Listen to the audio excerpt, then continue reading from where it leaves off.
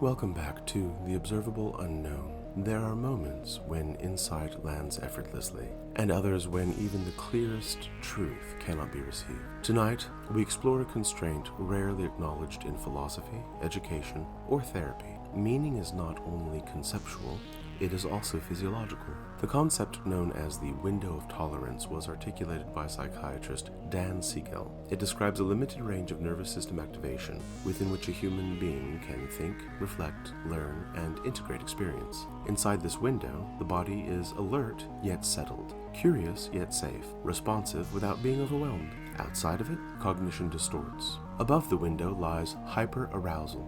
The body floods with sympathetic activation, heart rate accelerates, attention narrows, time compresses, and threat dominates perception. Below the window lies hypoarousal. Energy drains, sensation dulls, meaning thins, the world feels distant, unreal, or unreachable. The observable unknown here is profound. Insight doesn't fail because it's false. It fails because the body cannot host it. Neuroscience has shown that high arousal suppresses activity in the medial prefrontal cortex, the region associated with reflection, perspective taking, and narrative integration. Under threat, the brain reallocates resources toward survival. Nuance is a luxury the nervous system cannot afford. Trauma researcher Bessel Kolk demonstrated that during traumatic recall, language centers often go offline while limbic and brainstem regions dominate.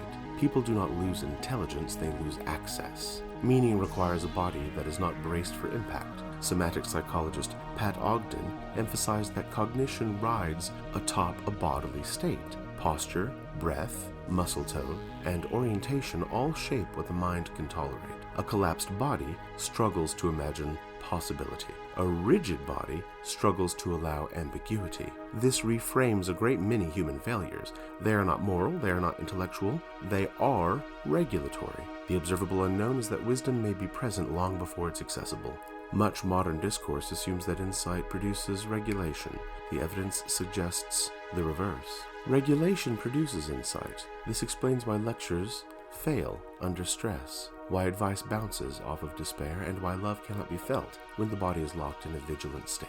Before meaning can arrive, the nervous system must sense safety. Not certainty or comfort, enough safety to stay.